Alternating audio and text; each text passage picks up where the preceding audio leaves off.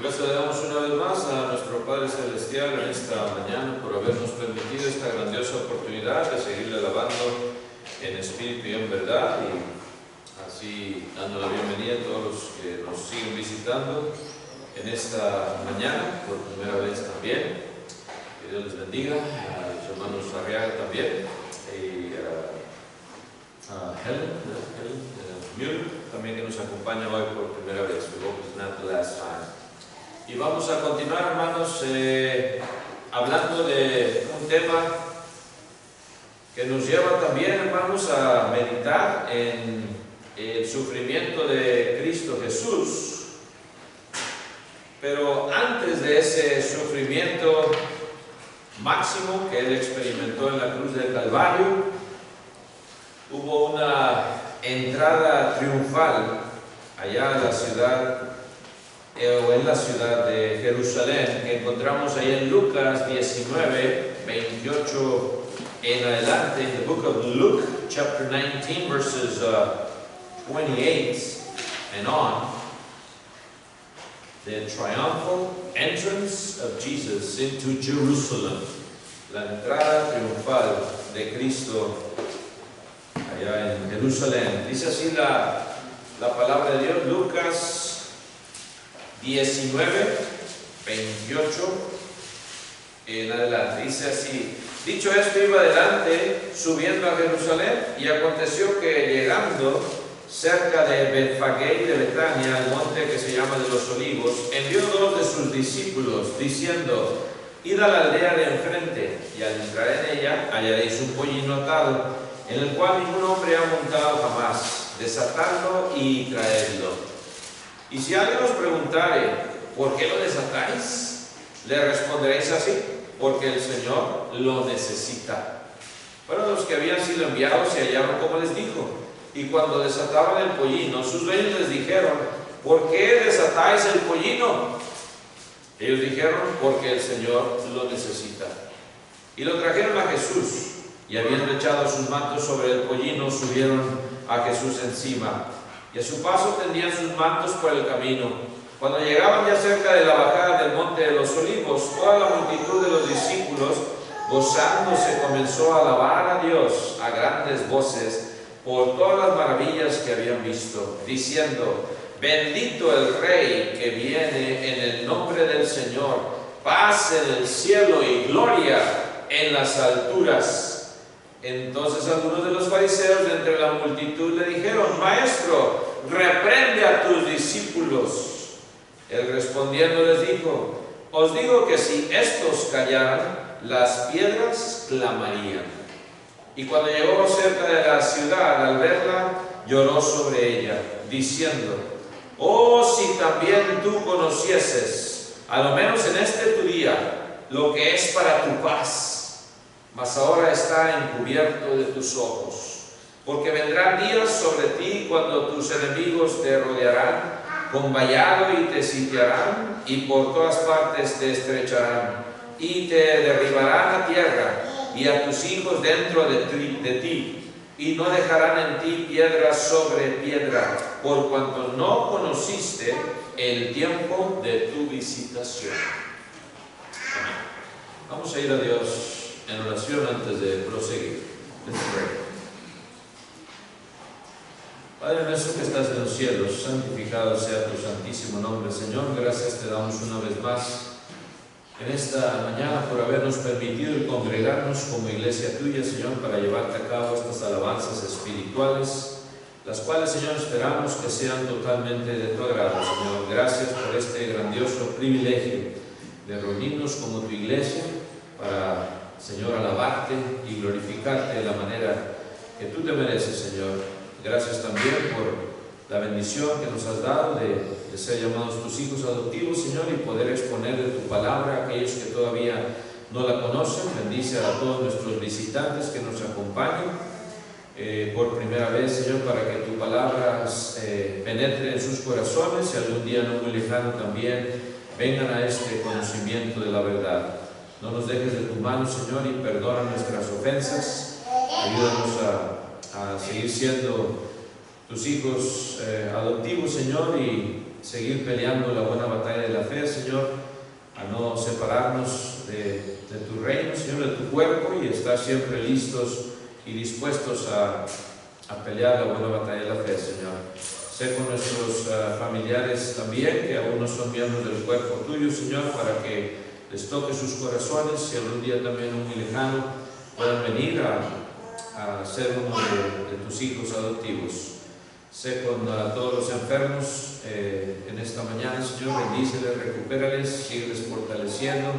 A nuestra hermana Sánchez también, que la has traído una vez más, bendícela y dale fuerzas para que pueda seguir de esta manera. A nuestra hermana Victoria, a nuestra hermana Emilia, a nuestra hermana Isabel, a nuestra hermana Elizabeth, a nuestro hermano Rogelio, y en fin, todos aquellos que siguen convalecientes, Señor, que les sigas tú recuperando y dándoles la salud necesaria, Señor.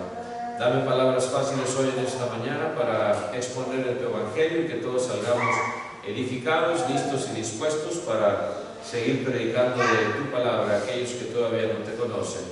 No nos dejes de tu mano una vez más y perdona nuestras ofensas. En el nombre de Cristo Jesús te imploramos todo esto. Amén. Amén.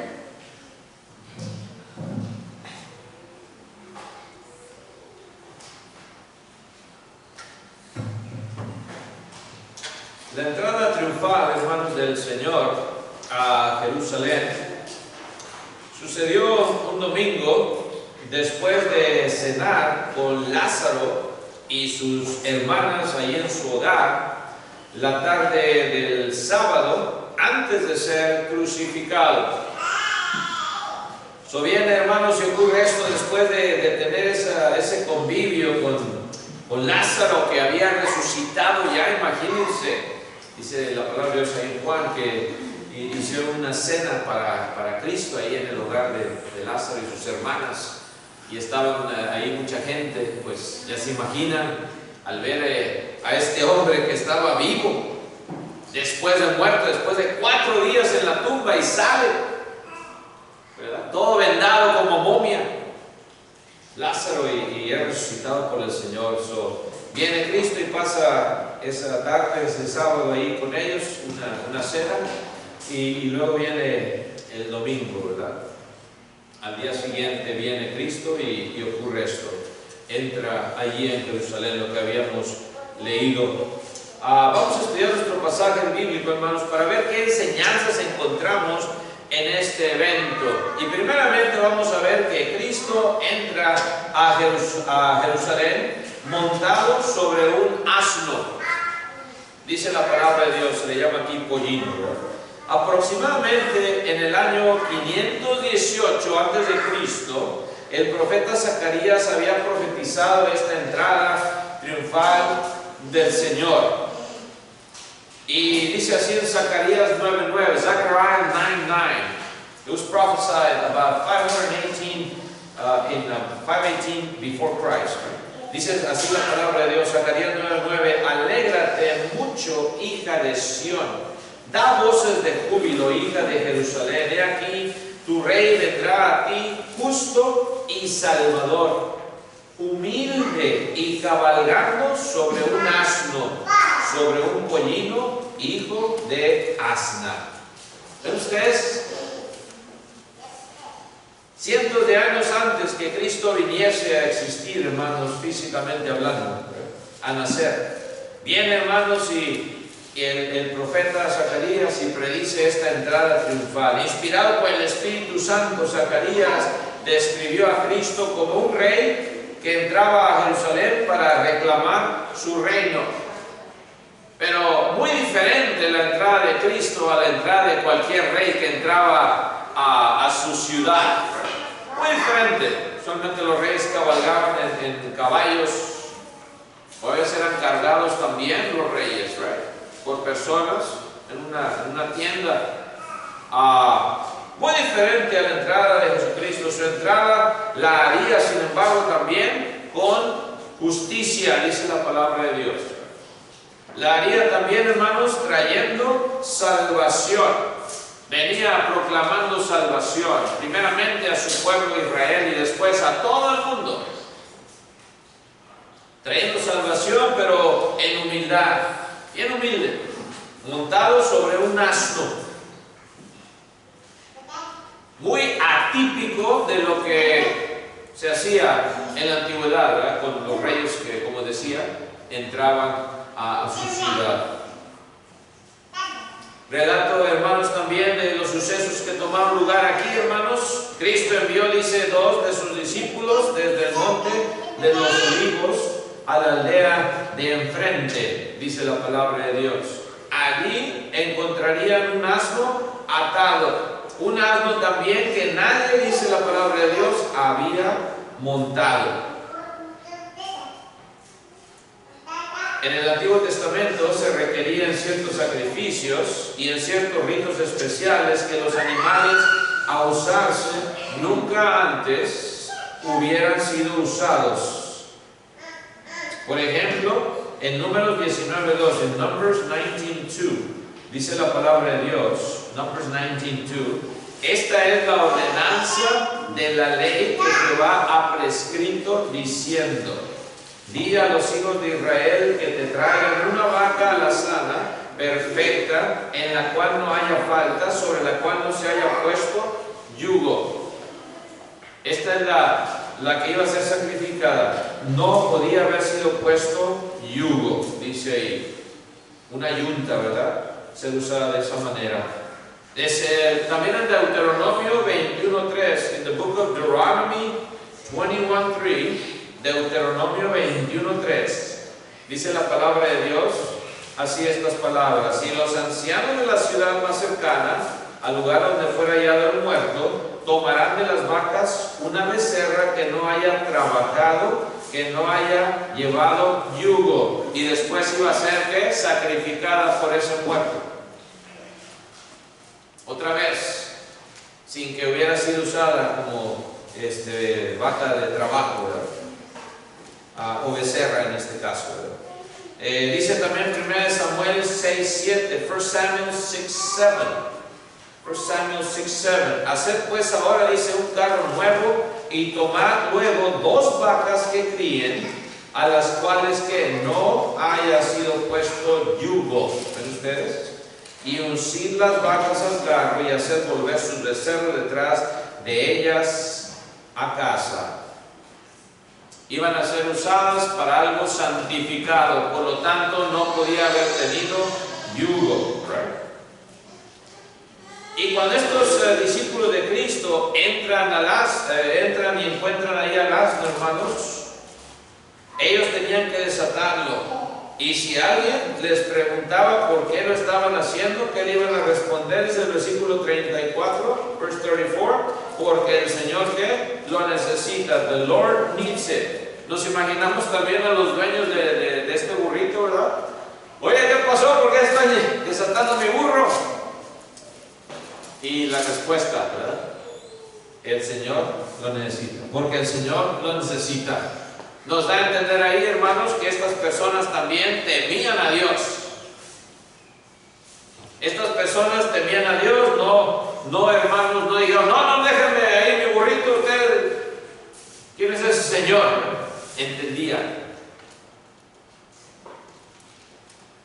Y vemos aquí a Cristo, hermanos, diciendo a los discípulos, esto es lo que van a hacer. Y ellos también, con esa fe, a veces también Dios nos pide que hagamos algo y como que no tiene mucho sentido, pero nosotros lo hacemos porque estamos, hermanos, convencidos de que esto es lo que Dios quiere que yo haga. Más cuando hablamos de predicar el Evangelio, ¿verdad? Yo voy y lo voy a hacer con fe, y lo voy a hablar a esta persona de la palabra de Dios, aunque sea algo que no parezca, hermanos, que tenga sentido o en ese momento, porque el Señor lo necesita. Después de desatarlo, ¿qué iban a hacer, hermanos? Se lo iban a traer al Señor, y una vez que trajeron el asno donde estaba el Señor, ¿Qué dice que hicieron ahí, hermanos? Colocaron sus mantos sobre el asno y montaron al Señor en ese burrito. Bien simple. No vino, hermanos, con un cortejo Cristo entrando, ¿verdad? Con gente, montaron un gran caballote y bullicio, ¿verdad? Proclamando que ahí venía el Rey de Reyes. Muy simple todo. Primeramente, montados sobre un burrito, pusieron sus mantos. A su paso la gente también tendía sus mantos por el camino. Dice ahí, la multitud de discípulos se gozó, estaban gozosos, y luego comenzaron a alabar a Dios a grandes voces por todas las maravillas que habían visto. Ya habían visto, hermanos, ¿se acuerdan otra vez lo que les dije al principio? Esa resurrección de Lázaro, quizás muchos de ellos habían sido testigos también.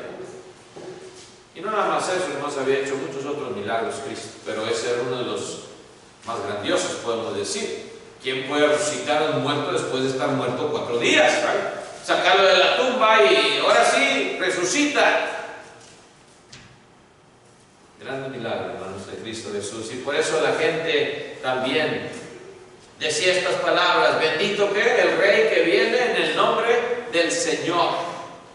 Paz en el cielo, gloria en las alturas. Y realmente es algo maravilloso, hermanos. Desde su nacimiento hasta esta entrada triunfal, todo lo que había hecho en esos cortos 3 años, 3 years only in his ministry on this earth, man, he had done wonders in earth. Desde su bello nacimiento también, hermanos, que los ángeles también proclamaron, ¿se acuerdan? Paz y gloria en la tierra, ¿verdad? Y gloria en las alturas. Algo similar aquí, pero no fue el nacimiento de Cristo, fue su entrada triunfal, dándole la honra y la gloria que Él se merecía. Paz en el cielo, gloria en las alturas. Pero que cuando pasa esto, viene Satanás e interviene. Viene Satanás usando a estos fariseos que le dijeron que reprende a tus discípulos. Reprende a tus discípulos, maestro, reprende a tus discípulos, cuando ellos le estaban dando la honra y la gloria al Todopoderoso, al Rey de Reyes. Bendito el Rey que viene en el nombre del Señor. Reprende a tus discípulos. Le están diciendo Rey y en el nombre del Señor. ¡Qué blasfemia! Según ellos. What a blasphemy. King? They're calling him king, right? The one that comes in the name of the Lord. Reprende a tus discípulos. Y así es Satanás, hermanos. Satanás no quiere que estemos contentos, no quiere que tengamos gozo, siempre quiere hallar algo para que estemos discutiendo, para que estemos, hermanos, en pleito, para que la paz en el cuerpo de Cristo también se acabe. Ese es su propósito. Y Dios quiere que estemos gozosos y que le sigamos proclamando, que pongamos la vista en lo que realmente interesa, en lo que realmente cuenta, el camino espiritual.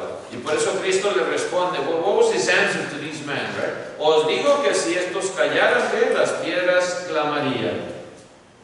Even the stones would talk, would proclaim his greatness, even if these would be shut up. Pero ¿qué pasa, hermanos, después de esta gran entrada triunfal, right?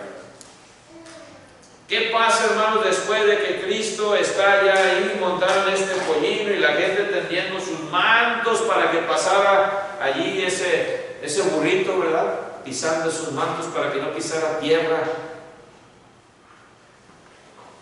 ¿Qué pasa? Jesús llora sobre Jerusalén. He cries over Jerusalem. Y si nos ponemos a pensar, como que no tiene sentido esto, ¿verdad? Después de tanta euforia, después de tanta proclamación y bendiciones, a grandes voces, alabanza, podemos decir a Dios, viene el lloro de Cristo. Here comes Jesus crying. Jesús llora sobre Jerusalén. La palabra griega, hermanos, lloró, que se usa aquí, es eklausen, con K. Eklausen, así como se oye. eklausen. Significa lloró fuertemente. ¿Qué es lo que significa? He cried out loud. No nada más a veces lloramos ahí se salen las lágrimas y a veces ni se dan cuenta alguien de que estamos llorando. No, este llanto fue desde adentro. Es lo que significa esta palabra griega cuando dice lloró. Es decir, rompió en llanto. He cried. He burst into tears. Se nos olvida enfatizar esto, hermanos. No fue un simple lloro nada más. Cristo lloró por Jerusalén. Fue un llanto desgarrador de Cristo. El ambiente quizás, ¿verdad?, no se prestaba para que Jesús llorara. Es sorprendente esto. Why are you crying, Jesus, after all this worship that they're giving you? Right? Todo lo que estaba sucediendo era como para que el Señor se hubiera sentido muy complacido, right? Muy gozoso también, bien alegre, porque le estaban dando la honra y la gloria que sí se merecía como el Salvador y Todopoderoso que iba a dar su vida por ti y por mí. Se lo merecía. Sin embargo, ¿verdad?, era para que el Señor otra vez se hubiera sentido muy complacido. Había entrado triunfalmente a Jerusalén. Finalmente le estaban dando honra y gloria. No le estaban persiguiendo para matarlo en este momento. A su paso los discípulos tenían sus mantos por el camino. La multitud estaba gozosa. Los discípulos alababan a Dios a grandes voces, diciendo estas palabras que ya leíamos: bendito el que viene en el nombre del Señor, paz en el cielo, gloria en las alturas. ¿Por qué estás llorando, Cristo? Why are you crying? Jesús lloró fuertemente. Sus lágrimas no fueron de gozo, de alegría, como a veces son. These are not tears of joy, like sometimes, right? Fueron lágrimas de dolor. Tears of pain. ¿Por qué lloró el Señor? El versículo 42, si se fijan ustedes, verse 42, if you look at it, contiene 4 exclamaciones del Señor que son dirigidas a Jerusalén. En todas hay un tú o tú, ¿verdad?, sin acento. La primera, oh, si también tú conocieses. Oh, if you would only know. Quizá una mejor traducción sería: si hubieras conocido tú también.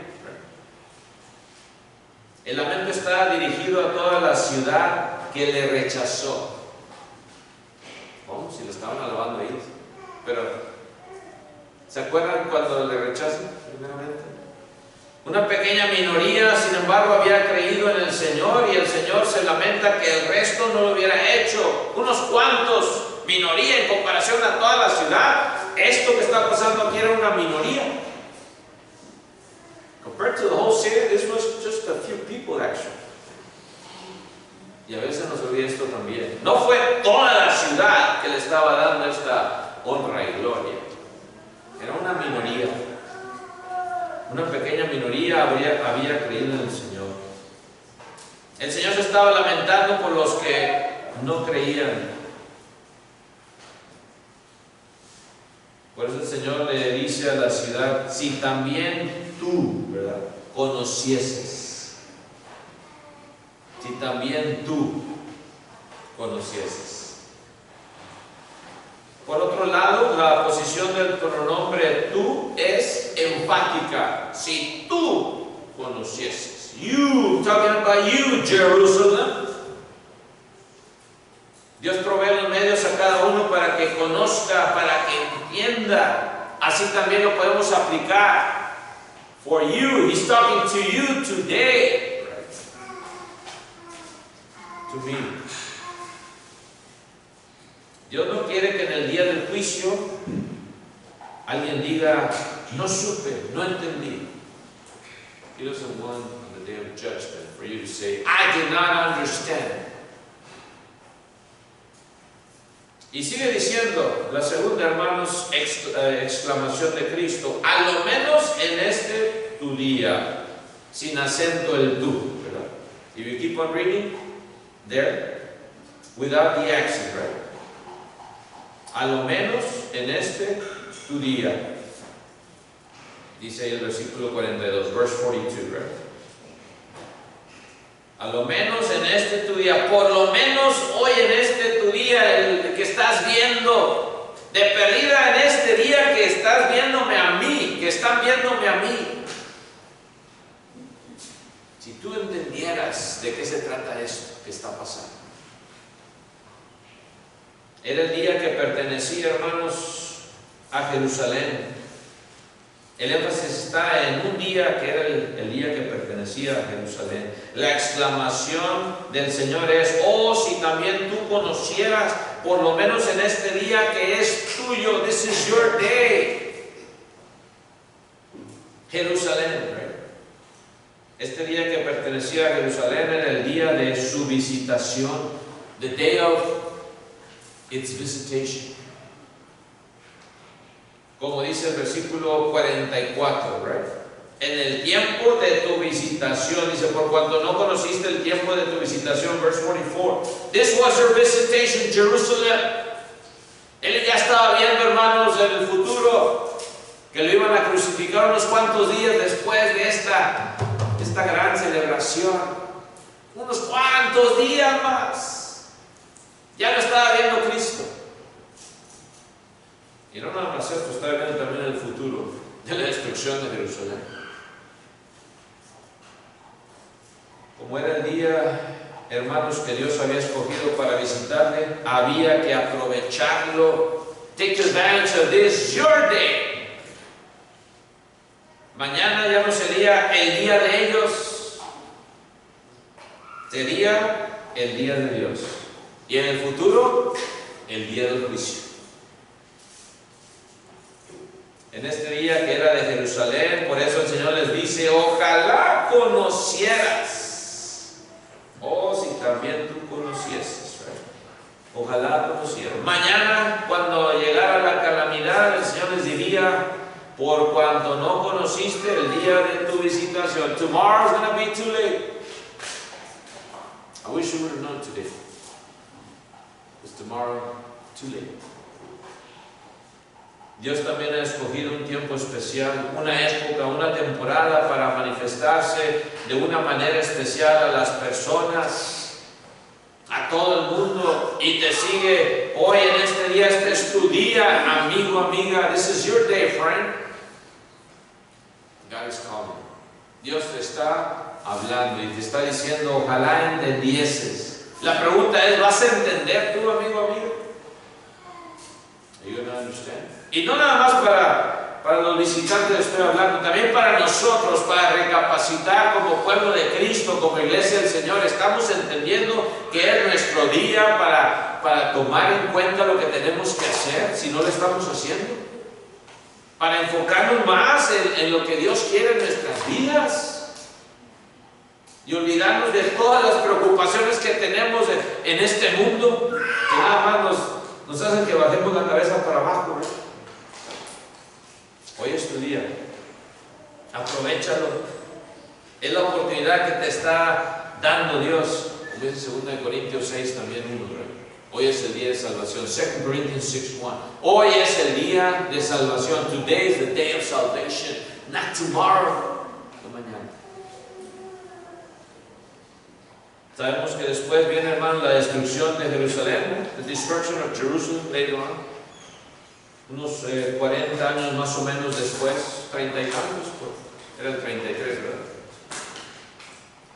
Ni siquiera 40 años después, hermanos, iba a venir la destrucción de Jerusalén como juicio por su rechazamiento del Señor. Esta minoría de gente que le estaba dando esa honra y esa gloria. Hermanos, había otra mayoría que iba a rechazar. Esta destrucción, hermanos, fue hecha. La ciudad fue tomada por Tito en el año 70 después de Cristo, el emperador Tito, Titus, the year 70 of our Lord.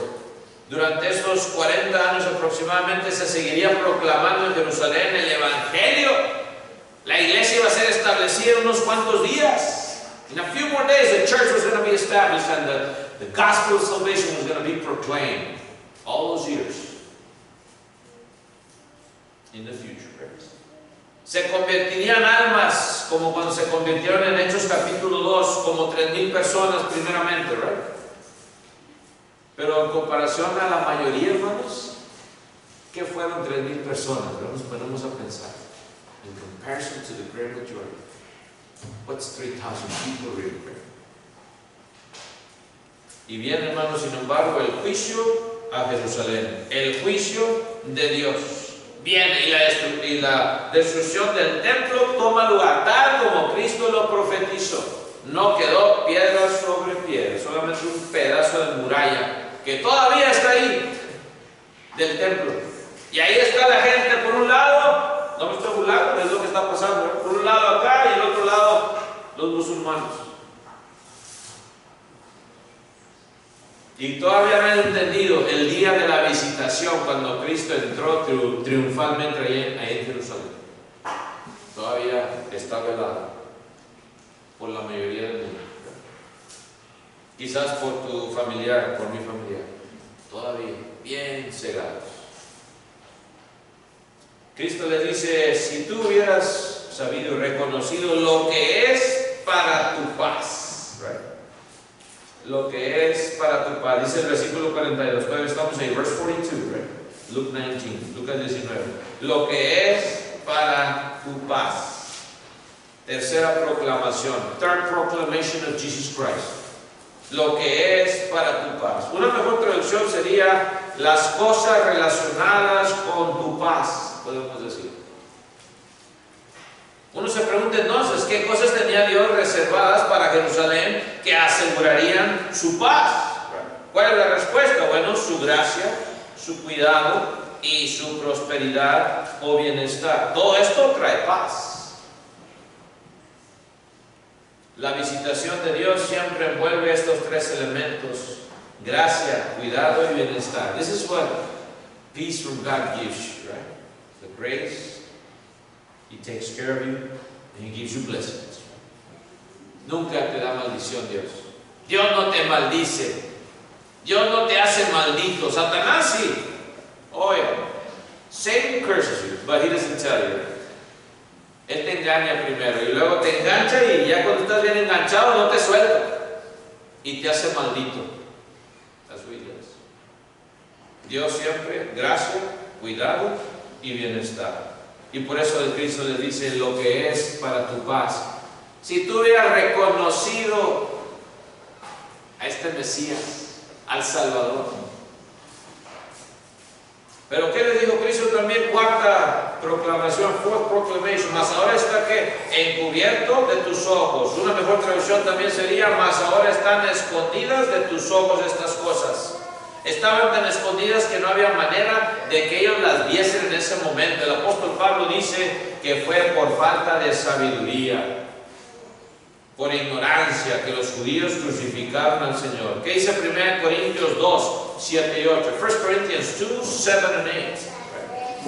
Dice la palabra de Dios: mas hablamos sabiduría de Dios en misterio, la sabiduría oculta, la cual Dios predestinó antes de los siglos para nuestra gloria, la que ninguno de los príncipes de este siglo conoció, porque si la hubieran conocido, nunca habrían crucificado al Señor de gloria. ¿Ven ustedes cómo lo suma todo Pablo? Nunca habrían crucificado al Señor de gloria si hubieran reconocido esta gracia, este cuidado y bienestar que Dios quería darles. Lo triste fue que esta ignorancia, este encubrimiento fue voluntario. ¿Cómo está eso, señor Chávez? Voluntario. They were ignorant on purpose. Y a veces así está la gente de nuestros días, ignorantes, pero a propósito. No quieren saber, no quieren conocer, por más que tú les digas, les enseñes, les quieras ayudar, no quieren, ¿verdad? Yo no quiero saber nada de tu Biblia, de tu religión, de lo que sea. Y por eso dice Mateo 23, 37, Matthew 23, 37, right? Cristo cuando habla también de esta destrucción que iba a venir. Mateo 23, 37, Matthew 23, 37, Jerusalén, Jerusalén, que matas a los profetas y apedreas a los que te son enviados. ¿Cuántas veces quise juntar a tus hijos como la gallina junta sus polluelos debajo de sus alas? ¿Y qué? Y no quisiste. You didn't want to. Like the hen who gathers his chicks. You didn't want to. No quisiste. So, por eso Jesús predice lo que sucedería a Jerusalén. He predicts what was going to happen to Jerusalem. Porque vendrán, ¿qué días sobre ti? Dice el 43. Vendrán días sobre ti. Cuando uno rechaza el día de su visitación, vienen otros días que son muy diferentes. Cuando uno rechaza el día de la visitación, le caen encima días que son muy pesados. You know the day of visitation. On your day, guess what? There's going to be bad days coming. Dice Cristo que cuando tus enemigos te rodearán ¿con qué? Con vallado. Verse 43, right? El día que Jerusalén había despreciado, hermanos, el Señor se había acercado a ella y estaba Jesús, imagínense, el Salvador entrando a Jerusalén, profetizado cientos de años antes.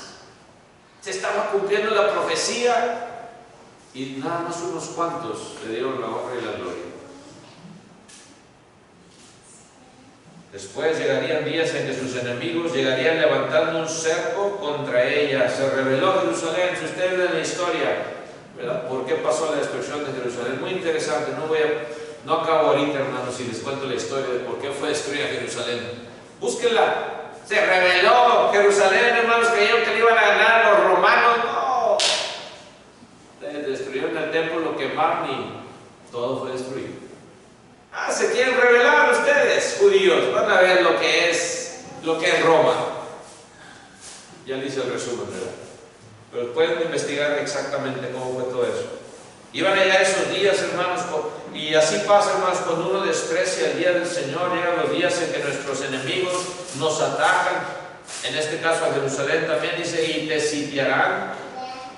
Te sitiarán. 5 veces aparece en este relato la conjunción, hermanos, y para describir estas formas de juicio que tomarían lugar. Dice que, primeramente, tus enemigos te rodearán, dice, con vallado, right? Verse 43. Y luego, y, otra vez, right? Y te sitiarán, y luego, y, por todas partes te estrecharán, y, te derribarán a tierra, y a tus hijos dentro de ti, even your children inside of you, the women that were pregnant. They're going to be killed. Y no dejarán en ti, dice, piedra sobre piedra. Todo se cumplió, hermanos, 40 años después aproximadamente. 40 years later, it happened.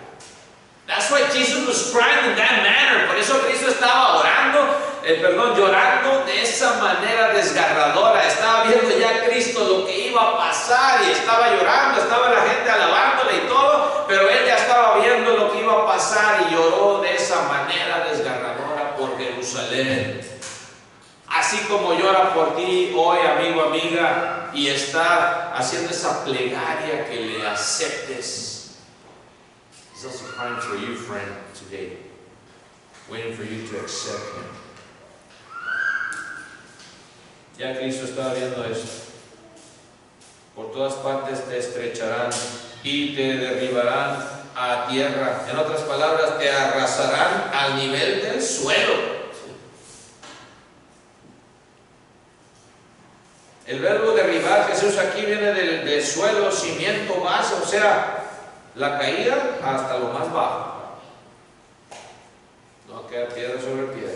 Y a tus hijos dentro de ti. Lo más triste de todo, no sería una destrucción nada más de la ciudad, sino de los habitantes también. No está hablando nada más Cristo, el gran templo de Dios ahí en Jerusalén, ¿verdad?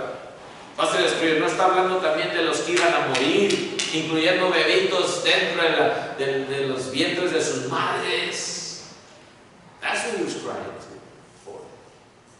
The people that were going to die along with the destruction of the temple. Según la historia, hermanos, un poquito de historia, los judíos que huyeron de la ciudad le informaron a Tito, general romano, a cargo del sitio de Jerusalén, hermanos, en el año 70, que habían muerto dentro de la ciudad. ¿Saben cuántas personas? Aproximadamente 600,000 personas. 600,000 people killed on that day. Más de 500,000 de seres humanos. En aquel tiempo, hermanos, 600,000 personas eran un montón. Bastante sangre. Por eso Cristo estaba llorando. No dejarán en ti piedra sobre piedra. Otra vez, nada más el muro del oeste, the west wall, de la ciudad, del templo, que fue dejado para protección de la 10ª legión del ejército romano. El mismo pueblo romano, fíjense, dejó adrede ese muro para protección de Roma. No fue porque no lo pudieron tumbar, se nos olvida eso también.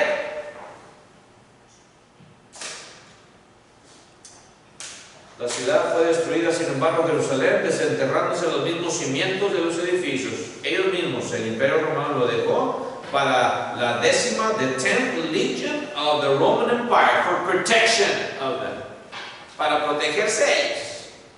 Fíjense. Me imagino que Elías sabe esto, todos los maestros de historia.